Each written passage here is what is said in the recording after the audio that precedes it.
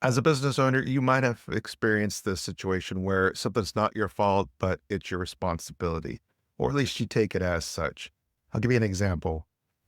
Back when I had my coffee company, Boom City Coffee, you could still find it on Instagram, Boom City Coffee.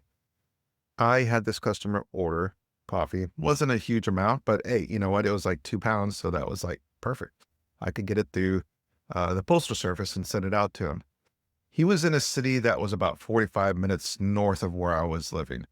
And I sent it out and I got into the proactive habit of always just checking on every package I sent out to see that it got there, delivered on time. That way, if there was any situation that arose from maybe a delayed delivery, I could go ahead and email or text that person, hey, FYI, your package has been delayed for whatever reason, just let you know that it is still on its way to you. And on this particular one, I noticed that instead of going to him where he lived north, it went south. Post office took it down to Corpus Christi, Texas. And so I let this person know and I confirmed the address with them. I even showed him the label that I had printed up and he's like, yeah, that's my address. I don't understand why it went south. I was like, I don't either. He was cool about it. He's like, well, let's just keep it on it. Maybe it'll redirect.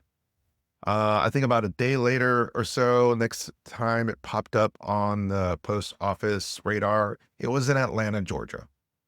I was like, I am so sorry. I don't know what's going on. And I said, let me go ahead and package up another order for you. What's a good time for me to drop it off? And he was just like, what do you mean drop it off? I was like, yeah, I'm going to drive it out there to you. And he was blown away. He was just like, you don't have to do that. It's not your fault. I was like, I know it's not my fault, but I feel bad, man. You know, you paid for a product you haven't received. I don't mind driving it up to you. And he's like, well, just go ahead and ship it out again. He goes, but trust me, you got a customer for life. And I sure did have a customer for as long as Boom City Coffee was open up until February of 2024. But during that time frame that situation happened and he became a customer, he even turned his family members on to Boom City Coffee to where they started ordering.